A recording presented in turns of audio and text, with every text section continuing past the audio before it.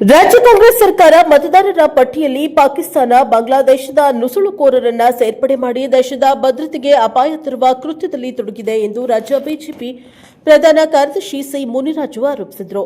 ಅವರು ತಮ್ಮ ಜನ್ಮದಿನದ ಅಂಗವಾಗಿ ಕಾರ್ಯಕರ್ತರು ಏರ್ಪಡಿಸಿದ್ದ ಕಾರ್ಯಕ್ರಮದಲ್ಲಿ ಕೃತಜ್ಞತೆ ಸಲ್ಲಿಸಿ ಮಾತನಾಡಿದ ಅವರು, ದೇಶಕ್ಕೆ ಸ್ವಾತಂತ್ರ್ಯ ಬಂದಾಗಿನಿಂದಲೂ ಕಾಂಗ್ರೆಸ್ ಪಕ್ಷದ 60 ವರ್ಷಗಳ ಕಾಲ ಆಡಳಿತ ನಡೆಸಿದೆ. ಆದರೆ ದೇಶದಲ್ಲಿ ನಿರುದ್ಯೋಗ ಸಮಸ್ಯೆ, ಬಡತನ, ರಸ್ತೆ, ಶುದ್ಧ ಕುಡಿಯುವ ನೀರಿನ ಸಮಸ್ಯೆಗಳು ತಾಂಡವವಾಡುತ್ತಿವೆ. ಪ್ರಧಾನಮಂತ್ರಿ ನರೇಂದ್ರ ಮೋದಿ ಸರ್ಕಾರ ಅಧಿಕಾರಕ್ಕೆ ಬಂದ ಮೇಲೆ 12 ವರ್ಷಗಳಲ್ಲಿ ಭಾರತ ದೇಶ ಸಾಕಷ್ಟು ಅಭಿವೃದ್ಧಿ ಕಂಡು ವಿಶ್ವದಲ್ಲಿ ಮನೆ ಮಾತಾಗಿದೆ. ರಾಜ್ಯದಲ್ಲಿ ಕಾಂಗ್ರೆಸ್ ಇರುವರೆಗೂ ಸಿಎಂ ಸ್ಥಾನಕ್ಕಾಗಿ ಕಿತ್ತಾಟ ನಡೆಸಿ ಸಿಎಂ ಆಗಿ ಡಿಕೆ ಶಿವಕುಮಾರ್ ಸರ್ಕಾರ ಬಂದ ಕೆಲವೇ ದಿನಗಳಲ್ಲಿ ಬಿಡದಿಯಲ್ಲಿ 106 ವರ್ಷಗಳಿಂದ ಉಳುಮೆ ಮಾಡಿಕೊಂಡು ಬರ್ತಾ ಇದ್ದ ಕೃಷಿ ಜಮೀನನ್ನ ಕಿತ್ತುಕೊಂಡು ಟೌನ್ಶಿಪ್ ಮಾಡಲು ಹೊರಟಿದ್ದಾರೆ.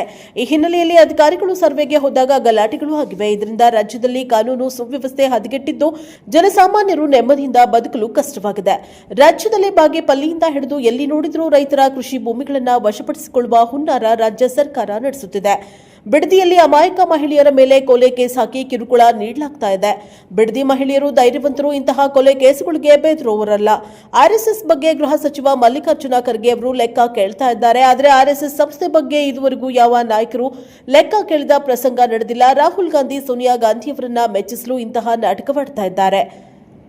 ರಾಜ್ಯ ಕಾಂಗ್ರೆಸ್ ಸರ್ಕಾರದ ಭ್ರಷ್ಟಾಚಾರದಿಂದ ಬೇಸತ್ತಿರುವ ನಾಡಿನ ಜನರು 2028ರ ವಿಧಾನಸಭಾ ಚುನಾವಣೆಯಲ್ಲಿ ತಕ್ಕ ಪಾಠ ಕಲಿಸಲು ಕಾತುರರಾಗಿದ್ದಾರೆ. ಈ ಚುನಾವಣೆಯಲ್ಲಿ ಬಿಜೆಪಿ ಪಕ್ಷ ಸ್ಪಷ್ಟ ಬಹುಮತ ಪಡೆದು ಅಧಿಕಾರಕ್ಕೆ ಬರಲಿದೆ ಎಂದರು. ರಾಜ್ಯ ಬಿಜೆಪಿ ಪ್ರಧಾನ ಕಾರ್ಯದರ್ಶಿ ಸಿ ಮುನಿರಾಜು ಜನ್ಮದಿನಾಚರಣೆ ಅಂಗವಾಗಿ ಬಿಜೆಪಿ ಮಂಡಲ ಅಧ್ಯಕ್ಷರಾದ ಆರ್ ಪ್ರತಾಪ್, ಪ್ರಧಾನ ಕಾರ್ಯದರ್ಶಿ ಬಿಎಸ್ ಲೋಕೇಶ್ ನೇತೃತ್ವದ ಕಾರ್ಯಕರ್ತರ ತಂಡ ಡಾ ಎಚ್ಎನ್ ವೃತ್ತದಲ್ಲಿ ದಾಸೋಹ, ಸಾರ್ವಜನಿಕ ಆಸ್ಪತ್ರೆಯಲ್ಲಿ ಒಳ ರೋಗಿಗಳಿಗೆ ಹಣ್ಣು, ಬ್ರೆಡ್ ವಿತರಣೆ, ಪೌರ ಕಾರ್ಮಿಕರಿಗೆ ಸಮವಸ್ತ್ರ, ಸಿಹಿ ವಿತರಣೆ ಮಾಡಿದ್ರು. ಈ ಸಂದರ್ಭದಲ್ಲಿ ತಾಲೂಕು ಪಂಚಾಯಿತಿ ಮಾಜಿ ಸದಸ್ಯೆ ಗುಜ್ಜೆಪಲ್ಲಿ ಸುಧಾಕರ ರೆಡ್ಡಿ, ರೈತ ಮೋರ್ಚಾ ಅಧ್ಯಕ್ಷ ವೆಂಕಟರೆಡ್ಡಿ, ಎಸ್ಸಿ ಮೋರ್ಚಾ ಅಧ್ಯಕ್ಷ ಚಿನ್ನಪೂಜಪ್ಪ, ಒಬಿಸಿ ಮೋರ್ಚಾ ಅಧ್ಯಕ್ಷ ರವಿಕುಮಾರ್, ಎಸ್ಟಿ ಮೋರ್ಚಾ ಅಧ್ಯಕ್ಷ ಚಂದ್ರಣ್ಣ, ತಾಲೂಕು ಪಂಚಾಯಿತಿ ಮಾಜಿ ಸದಸ್ಯ ಶ್ರೀರಾಮ, ದೇವರಾಜು, ಸುಬ್ಬಾರೆಡ್ಡಿ ಹಾಗೂ ಮುಖಂಡರಾದ ರಘುನಾಥ ರೆಡ್ಡಿ, ರಂಗಾರೆಡ್ಡಿ, ಶ್ರೀನಿವಾಸ್, ರಾಮಪ್ಪ, ಗಂಗರಾಜು, ಅಂಜನಪ್ಪ, ನಂದಿನಿ, ಮಂಜುಳಾ, ಗಾಯತ್ರಿ, ಕೃಷ್ಣವೇಣಿ, ಪ್ರಭಾವತಿ ಮತ್ತಿತರರು ಹಾಜರಿದ್ದರು. ಬ್ಯೂರೋ ರಿಪೋರ್ಟ್ ರವೀಂದ್ರ, ಪ್ರಶಾಪ್ ಅವರ್ ನ್ಯೂಸ್, ಬಾಗೇಪಲ್ಲಿ. ಸಮವಸ್ತ್ರವನ್ನು ಕೊಟ್ಟು ಸಿಹಿಯನ್ನು ಕೊಟ್ಟು ಕಾರ್ಯಕ್ರಮ ಹಮ್ಮಿಕೊಂಡಿದ್ದೀವಿ. ಆ ದೇವರು ಸಿ ಮುನಿರಾಜ್ ಅವರಿಗೆ ಇನ್ನು ಆಯುಷು, ಆರೋಗ್ಯ, ಹೆಚ್ಚಿನ ಶಕ್ತಿಯನ್ನು ಕೊಟ್ಟು ಸಮಾಜ ಸೇವೆ ಮಾಡುವಂಥ ಇನ್ನು ಅವಕಾಶಗಳು ಕೊಡಬೇಕು. ಬರುವಂಥ ದಿನಗಳಲ್ಲಿ ಭಾರತೀಯ ಜನತಾ ಪಾರ್ಟಿಯ ಶಾಸಕರಾಗಿ ಈ ಭಾಗದಲ್ಲಿ ಅಭಿವೃದ್ಧಿ ಮಾಡಬೇಕು, ಬಾಗೇಪಲ್ಲಿ ವಿಧಾನಸಭಾ ಕ್ಷೇತ್ರವನ್ನು ಅಭಿವೃದ್ಧಿ ಮಾಡಬೇಕು ಅಂತೇಳಿ ನಾವೆಲ್ಲ ದೇವರಲ್ಲಿ ಪ್ರಾರ್ಥನೆ ಮಾಡ್ತಾ ಇನ್ನು ಅವರು ಇನ್ನೂ ಹೆಚ್ಚು ಸಮಾಜ ಸೇವೆಗಳು. ಒಬ್ಬ ಕಾಂಗ್ರೆಸ್ ಶಾಸಕರು 15 ವರ್ಷಗಳಿಂದ ಬಾಗೇಪಲ್ಲಿಯಲ್ಲಿದ್ದಾರೆ.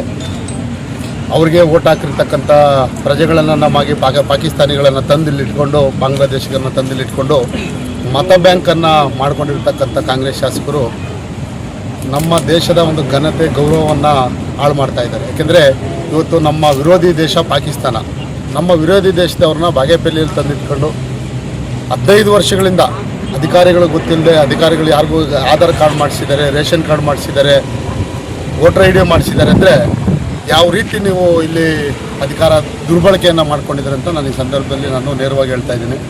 ಕಾಂಗ್ರೆಸ್ನ ಮುಖ್ಯಮಂತ್ರಿಗಳು ಡಿ ಕೆ ಶಿವಕುಮಾರ್ ಅವರು, ನೀವು ದೇಶ ವಿರೋಧಿ ಚಟುವಟಿಕೆ ಮಾಡ್ತಕ್ಕಂಥ ಈ ಕ್ಷೇತ್ರದಲ್ಲಿರ್ತಕ್ಕಂಥ ಅಧಿಕಾರಿಗಳನ್ನು ನೀವೆಲ್ಲ ಗಮನದಲ್ಲಿಟ್ಕೊಂಡು ಅವ್ರು ಮಾಡೋದ್ರಿಂದ ಯಾರು ವೋಟರ್ ಐ ಡಿ ಮಾಡಿದ್ದಾರೆ, ಯಾರು ಆಧಾರ್ ಕಾರ್ಡ್ ಮಾಡಿಸಿದಾರೋ ಅವರೆಲ್ಲ ಸಸ್ಪೆಂಡ್ ಮಾಡಬೇಕು ಅಂತ ಈ ಸಂದರ್ಭದಲ್ಲಿ ಮಾತಾಡ್ತಾ ಇದ್ದೀನಿ. ಇದ್ರ ಬಗ್ಗೆ ಈ ಕ್ಷೇತ್ರದ ಶಾಸಕರು ಒಂದು ಚಕಾರ ಕೂಡ ಮಾತಾಡ್ತಾ ಇಲ್ಲ. ಯಾಕೆ ಮಾತಾಡ್ತಾ ಇಲ್ಲ ಅಂದರೆ, ಅನೇಕರನ್ನ ತಂದು ಬಾಗೇಪಲ್ಲಿಯಲ್ಲಿ ಇಟ್ಕೊಂಡು ಡಬಲ್ ಓಟ್ ಹಾಕ್ಕೊಂಡು ಅವರೆಲ್ಲ ಈಗ ಗೆಲ್ಲುವಂಥ ಓಟ್ನ ಸೃಷ್ಟಿ ಮಾಡಿರ್ತಕ್ಕಂಥವ್ರು ಈ ಕ್ಷೇತ್ರದ ಶಾಸಕರು.